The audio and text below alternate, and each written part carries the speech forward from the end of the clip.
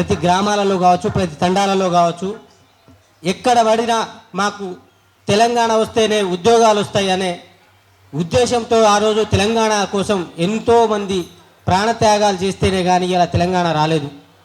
దాంట్లో భాగంగా ఈ రాజకీయ నాయకులందరూ ఈ నిరుద్యోగులను విస్మరించి వాళ్ళ రాజకీయ పదవుల కోసం మాత్రమే పనిచేస్తూ ఉన్నారు. వాళ్ళు ఏ విధంగా సంపాదించాలనే ధోరణిలోనే పనిచేస్తూ ఉన్నారులే కానీ ఇవాళ విద్యార్థుల చావులు, వారి ఆకలి కేకలు మాత్రం ఈ రాజకీయ నాయకులకి అయితే కనిపిస్తలేదని చెప్పేసి నాకు అర్థమవుతా ఉంది. గతంలో ప్రవళిక అనే అమ్మాయి చనిపోతే దానికి ఈ కాంగ్రెస్ ప్రభుత్వం మరి విద్యార్థులు చనిపోతున్నారు, ఉద్యోగాలు ఇస్తలేరని చెప్పేసి భారీ ఎత్తున పెద్ద పెద్ద ధర్నాలు చేయడం జరిగింది. మరి దాని తర్వాత మొన్న ఒక ఎమ్మెల్సీ గారు మాట్లాడుతూ ఉన్నారు, మరి మీ కాలంలో ప్రవళిక అనే అమ్మాయి నిరుద్యోగులు ఉద్యోగ నోటిఫికేషన్ ఇవ్వలేదని చనిపోయింది అని చెప్పేసి మాట్లాడుతూ ఉన్నారు. మరి మా కాలంలో చనిపోలేదు అంటున్నారు. నేను స్పష్టంగా కొన్ని పేర్లతో సహా చెప్తా, వాళ్ళ అడ్రస్తో పాటు మీరు పోయి కనుక్కోండి. సాము శంకర్ డిఎస్సి రాలేదని చెప్పేసి సిద్దిపేట జిల్లా వాసి చనిపోవడం జరిగింది మొదటి. అదేవిధంగా బండార కుమారస్వామి హనుమకొండ జిల్లాలో నుంచి చనిపోవడం జరిగింది. దాని తర్వాత సంగీత అనే అమ్మాయి చనిపోవడం జరిగింది, శ్రీకాంత్ చనిపోవడం జరిగింది, కిరణ్ చనిపోవడం జరిగింది. ఈ విధంగా దాదాపు 18 మంది. మొన్న రీసెంట్గా వేణుకుమార్ అనే అబ్బాయి కూడా ఆత్మహత్యానికి పాల్పడడం జరిగింది. మరి దీనికి కాంగ్రెస్ ప్రభుత్వం ఏం సమాధానం చెప్తుంది? ఉద్యోగ నోటిఫికేషన్ రావట్లేదని చెప్పేసి ఉద్దేశంతోనే వీళ్ళందరూ చనిపోయింది. మరి దీనికి సమాధానం కూడా ఈ ప్రభుత్వమే చెప్పాల్సిన అవసరం ఎంతైనా ఉంది. ఎందుకంటే మీ బాధ్యత తెలుసుకోండి, పేపర్లు తీసి చదవండి. అదేవిధంగా మొన్న మంచిర్యాల జిల్లాలో కూడా ఒక నిరుద్యోగి కూడా చనిపోయారు. ఇలా 18 మంది చనిపోయినరు. దీనికి ప్రభుత్వం ఏం సమాధానం చెప్తుంది? అదేవిధంగా ఈ ప్రభుత్వానికి అసలు ఉద్యోగం నోటిఫికేషన్ ఇచ్చే ఉద్దేశం ఉందా లేదా అనేది నేను ఒక రెండు మూడు మాటల్లో వాక్యాల్లో చెప్తా. ఇప్పుడు డిఎస్సి నోటిఫికేషన్, మీరు టీచర్లకు 23,000 ఉద్యోగాలు మేము ప్రమోషన్ ఇచ్చినామని చెప్పారు కదా, మొన్ననే రీసెంట్గానే మాట్లాడారు కదా రేవంత్ రెడ్డి గారు. మరి 23,000 ప్రమోషన్ ఇచ్చారు, చాలా సంతోషం. మరి 23,000 ప్రమోషన్ ఇస్తే అది 2/3 వంతు ప్రమోషన్ ఇచ్చారు. మరి 1/3 వంతు భర్తీ చేయాల్సిన డిఎస్సి ఉద్యోగాలు ఎందుకు భర్తీ చేస్తలేదు? మీ జియో నెంబర్ 108 ప్రకారమే కదా ప్రమోషన్ ఇవ్వాల్సింది. మరి 23,000 ప్రమోషన్ ఇస్తే దాదాపు 12,000 ఖాళీలు. గతంలో మీరే చెప్పారు మెగా డిఎస్సి ఇస్తాం మేము 25,000తో అని చెప్పేసి. మరి మీ మెగా డిఎస్సి ఏడబోయింది? అదేవిధంగా గురుకుల నోటిఫికేషన్లో 2018లో వచ్చిన నోటిఫికేషన్, దాని తర్వాత 2022లో గురుకుల నోటిఫికేషన్ ఇచ్చారు. మరి దాంట్లో గురుకుల నోటిఫికేషన్ ఇచ్చారు, దాంట్లో దాదాపు 3,000 పోస్టులు మిగిల్చుకున్నారు. మరి దాని తర్వాత అప్పుడు ఖాళీలు ఉన్నాయని గుర్తించారు. ఇప్పుడు దాకా ఒక నోటిఫికేషన్ వేయలేదు. మరి ఈ 3,000 పోస్టు టీచర్ పోస్టులకు సంబంధించి పిల్లలు ఏ విధంగా చదువుతున్నారు? మరి విద్యా వ్యవస్థ ఎక్కడ బలోపేతమైంది? ఈ గురుకుల వ్యవస్థలో మీరు మీ గురుకుల టీచర్లను భర్తీ చేయలేదు. మరి విద్యా వ్యవస్థ ఏ విధంగా భర్తీ అయింది? మరి విద్యార్థులకు మీరు ఫుడ్ పాయిజన్ అయ్యి చనిపోతా ఉన్నారు. మరి విద్యాశాఖ మంత్రిగా మీరు ఫెయిల్ అయినట్టు కదా, మీరు వెంటనే రాజీనామా చేయాలి దీనికి సంబంధించి. అదేవిధంగా మొన్న సుప్రీంకోర్టు చెప్పింది టీచర్లకు టెట్ కంపల్సరీ పెట్టాల్సిందే అని చెప్పారు. మరి మీ టీచర్లకు టెట్ కంపల్సరీ పెట్టాలన్నప్పుడు ప్రతి 6 నెలలకు మీరు టెట్ బరాబర్ పెడుతున్నారు. అది కూడా 2 ఏళ్ల లోపు వాళ్ళు కంపల్సరీ టీచర్ క్వాలిఫై అవ్వాలన్నారు. ఏ రాష్ట్రంలో లేని విధంగా హుటాహుటిన టీచర్లకు సపోర్టెడ్గా మీరు పోయి సుప్రీంకోర్టులో పోయి కేసు పెట్టారు. అది టీచర్లు పెట్టాల్సిన పని, ఉపాధ్యాయ సంఘాలు పెట్టాల్సిన పని. వాళ్ళు పెట్టకుండా మీరు పోయి సుప్రీంకోర్టులో కేసు పెట్టడానికి మీ అంతర్యం ఏమింది? మరి మేము వింటున్నది వాస్తవమేనా? టీచర్లకు ప్రమోషన్ల కదా కానీ, అదేవిధంగా వాళ్ళకు ట్రాన్స్ఫర్ విషయంలో కానీ 2 లక్షల నుంచి 5 లక్షల దాకా ముడుపులు తీసుకుంటున్నారంటున్నారు. మరి దానికి సంబంధించి మీరేమన్నా వారి దగ్గర ముడుపులు తీసుకుంటున్నారా? అందుకని వారి కోసం సపోర్ట్ పెడుతున్నారా? మరి స్పెషల్ టెట్ మొన్ననే రీసెంట్గా టెట్ అయింది. టెట్ రిజల్ట్ వచ్చిందో లేదో వితిన్ 2 రోజుల్లోనే టీచర్లకు ప్రత్యేక టెట్ పెట్టారు. మరి టీచర్లకు ప్రత్యేక టెట్ పెట్టాల్సిన అవసరం ఏముంది? మా నిరుద్యోగులతో పాటు అందరితో పాటు టెట్ పెడుతున్నారు కదా, స్పెషల్ టెట్ పెట్టడంలో ఏముంది? వాళ్ళందరినీ చూచి కాపీ పెట్టించి వాళ్ళందరినీ క్వాలిఫై చేద్దామని ప్లానా? మరి ఈ టీచర్ ఉపాధ్యాయ సంఘాలు కానీ ఈ ఉపాధ్యాయులు కానీ నీకు ముడుపులు ఇస్తే కానీ వాళ్ళకు నువ్వు ఇచ్చినావు కాబట్టి నువ్వు వాళ్ళ స్పెషల్ టెట్ పెడుతున్నావు. దీనికి సమాధానం కూడా రేవంత్ రెడ్డి ముఖ్యమంత్రిగా చెప్పాలి. ఎందుకంటే విద్యాశాఖ మంత్రి మీరే. దీనికి సమాధానం కూడా మీరే చెప్పాలి. ఎందుకంటే స్పెషల్ టెట్ పెట్టడంలో మీ అంతర్యమే ఉంది. అదేవిధంగా ఇవాళ జీపీఓ నోటిఫికేషన్ 10,954తో జీపీఓ నోటిఫికేషన్ వచ్చింది. దాంట్లో 5,000 పై 10 ఉద్యోగాలు వచ్చేసి ఇవాళ విఆర్ఓలతో భర్తీ చేసారు. మరి మిగిలిన 5,944 ఉద్యోగాలు కూడా జీపీఓ నిరుద్యోగులకు ఎందుకు భర్తీ చేస్తలేరు? మరి ఆర్థిక శాఖ నుంచి క్లియరెన్స్ ఉంది కాబట్టి ఆ నోటిఫికేషన్ వచ్చింది. దాంట్లో విఆర్ఓలతో భర్తీ చేసారు. దాదాపు మీరు వచ్చిన భూభారతి పెట్టిన నుంచి అవసరం అన్నారు. మరి మీ భూభారతి ఎటుపోయిందో తెలియదు, కానీ మరి వీళ్ళతో భర్తీ చేయాల్సిన ఉద్యోగాలు ఎందుకు భర్తీ చేస్తున్నారు అంటే గతంలో విఆర్ఓల దగ్గర మీరు ముడుపులు తీసుకున్నారని చెప్పేసి మాకు తెలుస్తూ ఉంది. మరి ఆ ముడుపులు ఇచ్చిన వాళ్ళకే మీరు ఉద్యోగాలు ఇస్తారా? మా నిరుద్యోగులకు ఆ నోటిఫికేషన్ ఇయ్యరా? దీనికి ఎందుకు మీరు ఆపుతున్నారనేది పొంగిలేటి శ్రీనివాసరెడ్డి గారు, ముఖ్యమంత్రి రేవంత్ రెడ్డి గారు దీనికి సమాధానం చెప్పాలి. అదేవిధంగా మీరు ఎస్ఐపిసికి సంబంధించి మీ డిపార్ట్మెంటే 19,000 ఖాళీ ఉందని చెప్పేసి చెప్తుంది. మరి మీరే 7,437 పోస్టులు ఇస్తారు. మరి దీనికి సమాధానం మీరే చెప్పాలి. మరి దానికి సంబంధించి ఎన్నో ఉద్యమాలు చేసినాం. నా మీద 5 కేసులు పెట్టారు ఇప్పటిదాకా. ఇందిరా మీద కేసు పెట్టారు. ఈ నిరుద్యోగుల సమస్యలో ఫైట్ చేస్తూ ఉంటే ఆస్మా మీద పెట్టిరు, మా కాశీనాథ్ మీద పెట్టిరు, నా మీద లాఠీ చార్జ్ చేసిరు. మొన్న కొడితే ఇప్పుడు దాకా నొప్పి వస్తుంది. మొన్న సిటీ స్కాన్ చేపిస్తే 10,000 ఖర్చు అయినాయి.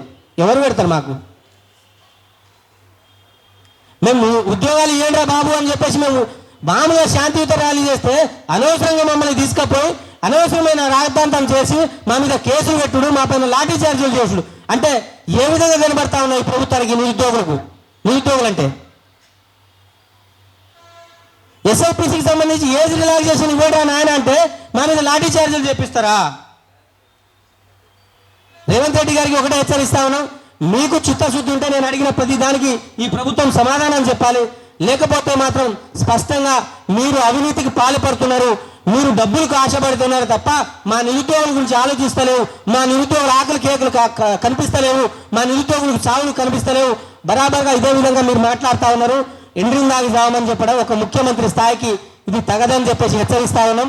మీరు నిరుద్యోగులను చావమని ప్రోత్సహిస్తున్నారా అనేసి దీనికి మీరు సమాధానం చెప్పాలి. ఏ ఉద్దేశంతో చెప్పారు అంటే నిరుద్యోగులకు విద్యార్థులకు అనేది మీకు కనబడతలేదా? అంటే మీ విద్యా వ్యవస్థను పూర్తిగా నాశనం చేసే పనిలో ఉన్నారా? మరి ఎందుకు చెప్పారనేది దీనిపైన ముఖ్యమంత్రి రేవంత్ రెడ్డి గారు స్పష్టంగా తెలియజేయాల్సిన అవసరం ఉందని చెప్పేసి డిమాండ్ చేస్తూ ఈ అవకాశం ఇచ్చిన మీ అందరికీ నా ధన్యవాదాలు తెలియజేస్తున్నాను. ఆదిలాబాద్ జిల్లా మరియు ఖమ్మం జిల్లా, మహబూబ్ నగర్ జిల్లా, అదేవిధంగా 4 జిల్లాలలో ముఖ్యంగా మా ఆదిలాబాద్ జిల్లా ఏజెన్సీ ప్రాంతంలో నిరుద్యోగులు కూడా చాలా సమస్యలు ఉన్నాయి. నిన్న 29వ తేదీ నాడు విడుదలైన కానిస్టేబుల్ పోస్టులలో వాస్తవంగా చెప్పాలంటే ఏజెన్సీ ప్రాంతాలలో జియో నంబర్ 49 ద్వారా 75% అనేది ఏజెన్సీ ప్రాంతాలలో రిజర్వేషన్ ఎస్టీ కేటగిరీకి ఏజెన్సీ ప్రాంతాలలో కేటాయించేవారు. గత 2015లో 18లో 22 నోటిఫికేషన్లలో కూడా 75% అనేది ఏజెన్సీ ప్రాంతాలలో రిక్రూట్మెంట్లో ఇవ్వడం జరిగింది. కానీ నిన్న మొన్న విడుదలైన నోటిఫికేషన్లో ఏజెన్సీ ప్రాంతాలలో 75% రిజర్వేషన్ ఇవ్వకపోవడం వలన ఈరోజు 900 నిరుద్యోగులు ఏజెన్సీ ప్రాంతాలలో ఉన్న గిరిజన ఆదివాసీ విద్యార్థులు నష్టపోయే అవకాశాలు కనబడుతున్నాయి. కాబట్టి మేము రేవంత్ రెడ్డి గారికి చెప్పదలుచుకున్నది ఒకటే, అధికారులకు కూడా చెప్పదలుచుకున్నది ఒకటే, ఏజెన్సీ ప్రాంతాలలో ఉన్న ఎమ్మెల్యేలకు కూడా నేను చెప్పదలుచుకున్నది ఒకటే. మరి ఈరోజు చట్టాలు 5th షెడ్యూల్ మరియు ఏజెన్సీ ప్రాంతాలలో పీసా చట్టాలు మరియు 1/70 చట్టాలు అమలు ఉండగా కూడా మా రిజర్వేషన్లను రేవంత్ రెడ్డి గారు ఎందుకు ఇవ్వడం లేదు? నేను ప్రభుత్వానికి కూడా నిలదలుచుకున్న ఒకటే, మీరు 75% రిజర్వేషన్ ఏజెన్సీ ప్రాంతాలలో ఇవ్వకపోతే మాత్రం ఖచ్చితంగా ఏజెన్సీ ప్రాంతాలలో పెద్ద ప్రళయం సృష్టించబోతున్నాము. కాబట్టి వెంటనే 75% రిజర్వేషన్తో ఏజెన్సీ ప్రాంతాలలో ఉద్యోగాల నోటిఫికేషన్ భర్తీ చేయాలా. మరి రానున్న ఎఫ్ఆర్ఓ పోస్టులలో కానీ మరియు 29 శాఖలలో ఒక జియో నంబర్ 3 అనేది టీచర్ పోస్టులకు మాత్రమే సుప్రీంకోర్టు తీసివేయడం జరిగింది. మరి 29 సెక్టార్లలో జియోలు మాత్రం అలానే బతికి ఉన్నాయి.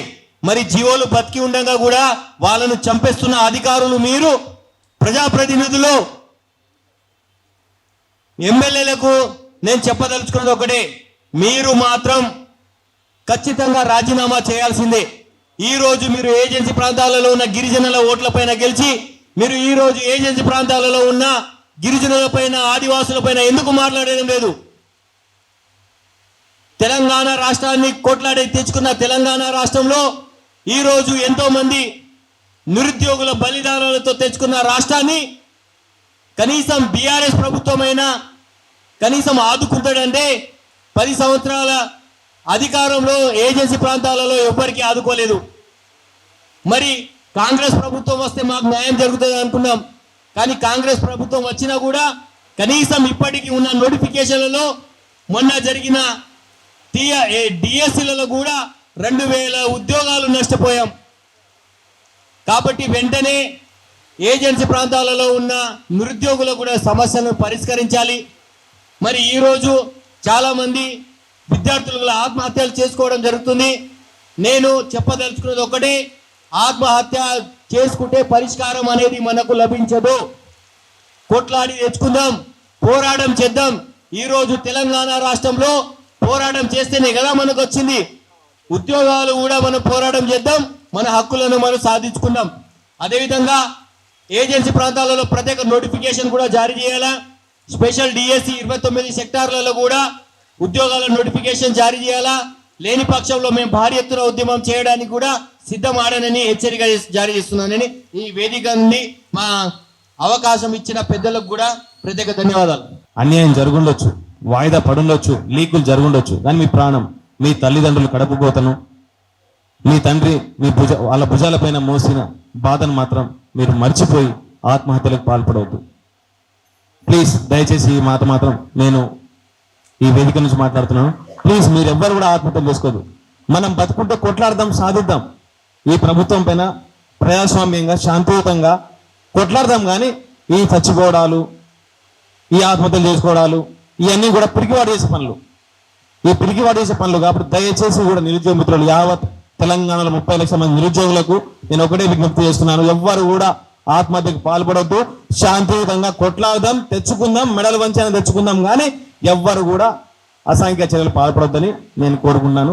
జయశంకర్ సార్ గారి వ్యూహాత్మక పటిమ ఈ రెండింటిని క్రోడీకరించుకొని తెలంగాణ సమాఖ్య నిరుద్యోగుల పక్షాన నిలబడి వాళ్ళు సక్సెస్ అయ్యేదాకా వాళ్ళు ఎంబడి ఉండి ఈరోజు మేము ప్రారంభించినటువంటి పోరాటం సఫలీకృతమవుతుందని భావిస్తూ ప్రభుత్వం మా విన్నపాన్ని మన్నించి అతి త్వరగా వాళ్ళు ఏం చేయబోతుండ్రు, ఏం చేస్తారు, వాళ్ళ బలహీనత ఏంది అనే స్పష్టత అట్లీస్ట్ సెప్టెంబర్ లోపల ఇస్తారని భావిస్తూ ముగిస్తున్నాము.